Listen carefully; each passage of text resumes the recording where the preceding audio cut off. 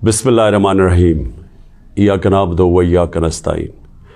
میرے پاکستانیوں، میں آج اپنی ساری قوم کو سمجھانا چاہتا ہوں کہ کیوں ہم اس جگہ پہ پہنچ گئے کہ ہم جیل بھرو تحریک کا آغاز کرنا چاہتے ہیں۔ اس کی کیا وجہ ہے؟ دیکھیں، ساری دنیا میں قومیں کسی قانون کے تحت چلتی ہیں۔ قانون کیا ہوتا ہے؟ وہ آئین فیصلہ کرتا ہے کہ کیا قانون میں جائز ہے اور کون سی چیز ناجائز ہے۔ جب سے یہ امپورٹڈ حکومت آئی ہے، اس ملک کے آئین اور قانون کی دھجیاں اڑائی گئی ہیں۔ حالات یہ ہیں کہ عدالتوں کی بھی باتیں، ان کے احکامات نہ پولیس سنتی ہے نہ یہ ریاست سنتی ہے۔ میں آپ کو مثال دیتا ہوں کہ ابھی حال ہی میں جب یہ امپورٹڈ حکومت بھاگ رہی تھی اسلام آباد کے لوکل گورنمنٹ الیکشن سے، تو عدالت نے کہا کہ فوری طور پہ ڈیٹ دو، بلکہ انہوں نے تو کہا کہ 48 گھنٹے میں کرواؤ۔ ابھی تک کوئی مہینہ ہونے لگا ہے تقریباً، ابھی تک الیکشنز نہیں ہوئے۔ اس کے علاوہ جس طرح فنڈامنٹل رائٹس، جو بنیادی حقوق، جو ہمارا آئین ہمیں ہمارے بنیادی حقوق کی حفاظت کرتا ہے، حالات یہ ہیں کہ لوگوں کو اٹھایا جاتا ہے۔ کتنے لوگوں کو، سوشل میڈیا کے لوگوں کو اٹھایا گیا، ان کو تشدد کیا گیا ان کے اوپر، صرف اس لیے کہ ان کی کوئی ٹویٹ تھی، اس کے اوپر اٹھایا گیا، تشدد کیا گیا۔ ابھی تک کئی ایسے لوگ ہیں جنہوں نے جس طرح کا تشدد کیا گیا، ابھی تک ان کا ذہنی توازن ٹھیک نہیں ہوا۔ اعظم سواتی، کون سا آئین، کون سا قانون اجازت دیتا ہے کہ ایک ٹویٹ کے اوپر ننگا کر کے اس کے اوپر تشدد کیا جائے، اور پھر جب وہ پھر سے اس کو جیل میں ڈالا جاتا ہے اور پھر اس کو کوئی 30 اس کے اوپر FIR کوئی بلوچستان سندھ میں کی جاتی ہے۔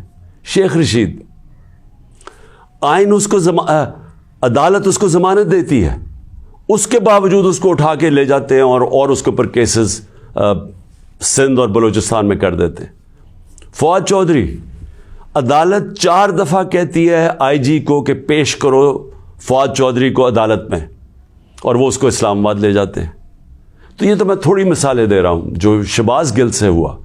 کسٹوڈیل ٹارچر، تشدد، یہ پاکستان کے قانون کے خلاف ہے۔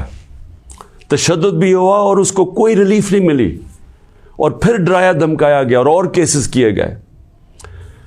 پرامن احتجاج ہمارا تھا 25 مئی کو، اس کے اوپر جو ظلم کیا گیا، کون سا قانون اور آئین ایک جمہوریت میں اجازت دیتا ہے کہ پرامن احتجاج کے اوپر تشدد کرو؟ انہوں نے 3 دھرنے ہمارے اگینسٹ دیے اور لانگ مارچز کی، کس کے اوپر ہم نے کوئی سختی کی؟ تو میں تو یہ تھوڑی سی مثالیں دے رہا ہوں آپ کو کہ ہمارا سارا جو ہمارے آئین اور قانون کے اوپر جو اعتماد ہے ہم اس قوم کا، وہ اٹھتا جا رہا ہے۔ اور بلکہ ہمیں یہ خوف ہے کہ جو اب آئین جو جمہوریت بیس ہوتی ہے جس آئین کے اوپر، اور جمہوریت کے اندر واضح طور پہ ہے کہ 90 دن کے اندر الیکشنز کروانے پڑیں گے۔ ہم نے اپنی 2 حکومتیں پنجاب اور سندھ میں کیوں گرائیں؟ گرائیں کیا ڈیزالو کی؟ خود کوئی ایسے نہیں کرتا۔ ہم نے صرف آئین کو سامنے رکھ کے کی کہ ہمیں جب پتہ تھا کہ 90 دن کے علاوہ آپ آگے نہیں جا سکتے، تو ہم نے اس کو سامنے رکھ کے الیکشنز کی طرف گئے، اس لیے کہ ملک ایک بہت بڑے بحران کا شکار ہے، ایک پولیٹیکل انسٹیبلٹی کا شکار ہے، اور جب تک اس ملک میں سیاسی استحکام نہیں آتا، ہماری معیشت نہیں ٹھیک ہونے لگی۔ تو ہم نے قربانیاں دی 2 گورنمنٹس کی، جو تقریباً 66% پاکستان ہے، صرف اس لیے کہ آئین 90 دن میں الیکشن کرواتا ہے۔ ابھی تک کتنے دن ہو گئے ہیں؟ 20-25 دن ہو گئے ہیں، ابھی تک کوئی ڈیٹ نہیں ملی۔ دونوں الیکشن کمیشن اور یہ جو 2 حکومتیں، جو 2 گورنرز ہیں، انہوں نے ڈیٹس نہیں ابھی تک دی، اور یہ سیدھی پاکستان کے آئین کی وائلیشن ہے۔ اور اگر یہ 90 دن سے آگے جاتے ہیں تو آئین بڑا صاف ہے اس میں کہ آرٹیکل 6 لگے گا۔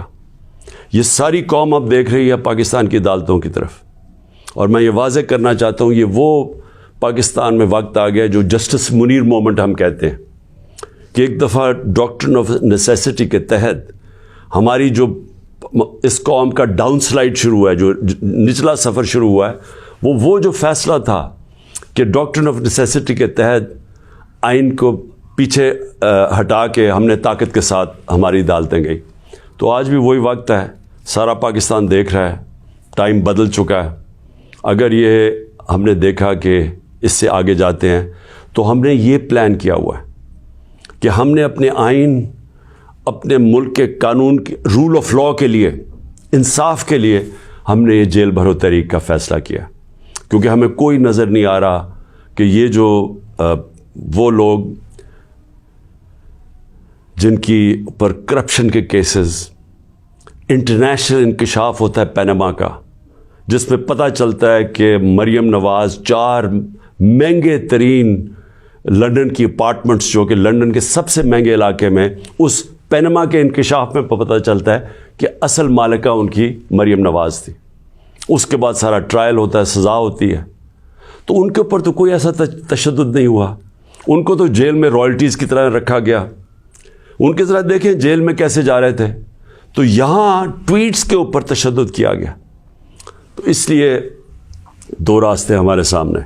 ایک راستہ یہ ہے کہ ہم توڑ پھوڑ کریں, انتشار پھیلے گا ملک میں, سڑکیں بند کریں, پتھراؤ کریں, پہیہ جام سٹرائک کریں. تو ملک کے تو آگے حالات وہ ہیں, پاکستان کی تاریخ میں معیشت ادھر تک نیچے نہیں پہنچی جو انہوں نے پہنچائی ہے, اور یہ ہم سب کو پتہ تھا ہونا ہی ہے. اور ہم نے جو اس وقت ان کے ہینڈلرز تھے ان کو واضح کر کے بتایا کہ اگر آپ نے سازش کر کے حکومت گرائی گئی, ان سے نہیں سنبھالی جائے گی, اور نہیں سنبھالی گئی. تو آج کبھی بھی اتنا بڑا اکنامک کرائسس نہیں آیا جو آج پاکستان میں ہے. کبھی عام لوگوں کی زندگی میں اس طرح کی مہنگائی نہیں آئی جو آج آئی ہے. جو بے روزگاری بڑھتی جا رہی ہے, ایک طرف مہنگائی بڑھ رہی ہے, بے روزگاری, تو ملک کے معاشی حالات تو بہت برے ہیں. تو ہم اس لیے اس کو سامنے رکھ کے, اور 26 سال کی سٹرگل میں کبھی بھی ہم نے انتشار کی پالیٹکس نہیں کی. لہٰذا یہ پرامن طریقے کا احتجاج ہے جیل بھرو تحریک. میں آج اپنے سارے کارکنوں کو, بلکہ میں تو پاکستانی عوام کو بھی یہ کہتا ہوں کہ یہ اس وقت آپ پالیٹکس نہیں کر رہے ہیں, آپ اپنے ملک کے لیے جہاد لڑ رہے ہیں, حقیقی آزادی کی جنگ لڑ رہے ہیں. میں آج آپ سب کو کہوں گا کہ میرے اپنے کارکنوں کو کہ جو ہمارے ضلعی صدر ہیں, ڈسٹرکٹ پریزیڈنٹس جو ہیں, ان کے اوپر رجسٹریشن شروع کریں کہ جنہوں نے ہم پہلے ہر پاکستان کے شہر میں ہم جیل بھرو تحریک شروع کریں گے. تو پہلے میں چاہتا ہوں کہ والنٹیئرز اپنی رجسٹریشن کریں, اور اس کے بعد میں پھر آپ کو ڈیٹ دوں گا کس دن ہم نے جیل بھرو تحریک کا آغاز کرنا ہے, اور اس کی چند دنوں کے اندر ہوگی. اور اس لیے میں چاہتا ہوں کہ جلدی جلدی آپ اپنی آپ جو رضاکار ہیں وہ سامنے آئیں. اور انشاءاللہ میں یہ سمجھتا ہوں کہ یہ جو ہماری تحریک ہے, اس سے ہم وہ چیز حاصل کرنا چاہتے ہیں جو پاکستان کو ایک حقیقی آزادی بھی دے گا, اور حقیقی آزادی کا مطلب حقیقی جمہوریت وہ بھی دے گا. اور وہ انشاءاللہ وہی ایک پاکستان کو ایک وہ جمہوریت جدھر رول آف لاء ہے, جدھر قانون کی حکمرانی ہے, وہی پاکستان کو اس دلدل سے نکالے گا. شکریہ.